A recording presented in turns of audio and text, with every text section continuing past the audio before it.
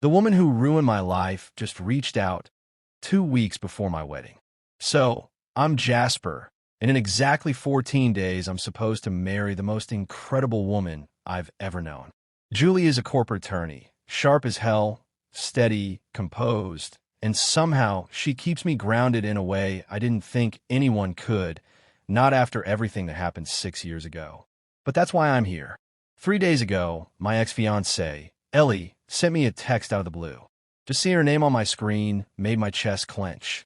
The message read, "Jasper, I need to see you one last time, please. Everything isn't what you think it was."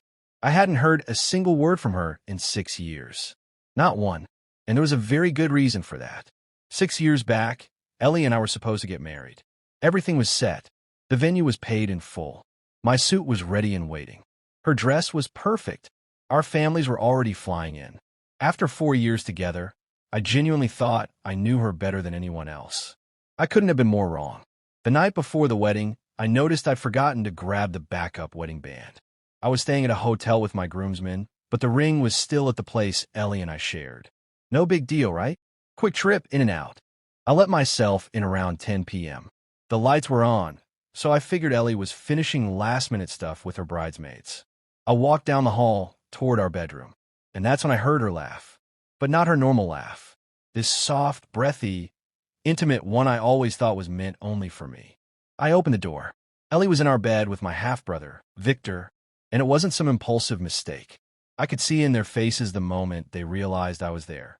Not just surprise, but this quiet acceptance, like they'd been expecting this fallout sooner or later. I didn't yell. I didn't break anything. I just stood there, frozen, for what felt like an eternity, but was probably half a minute. Victor started talking. No idea what he said.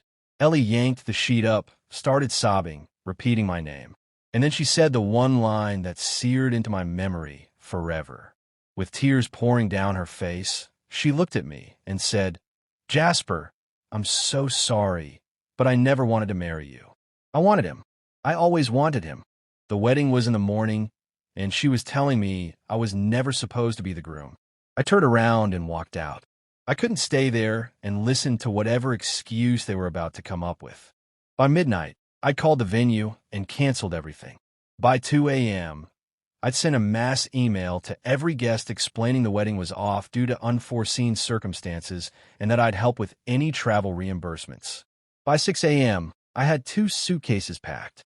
By noon, when I should have been saying my vows, I was on the road, driving 3 hours to another city where a college buddy kept asking me to join him in starting a business.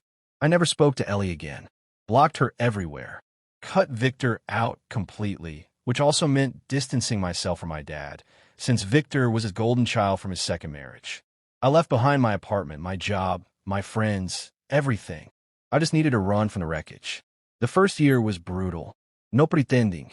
I buried myself in our tech startup, working 18-hour days because the moment I wasn't busy, my mind spiraled. When did the affair start? How did I miss it? How could the 2 people I trusted most do that to me? Questions with no answers. But around year 2, things started to shift. Our construction project management software was actually solving real-world issues. By year 3, we made the state's top 10 fastest-growing companies list. By year 4, I bought out my partner and expanded to 3 locations. And somewhere along that road, Ellie and Victor started fading into the background of my life. That's when I met Julia. She was representing a client in a contract dispute with one of my subcontractors. She dominated that conference room, sharp, relentless, didn't let a single detail slide. After we settled, I asked her out to dinner. She turned me down. 2 weeks later, I tried again. Another no.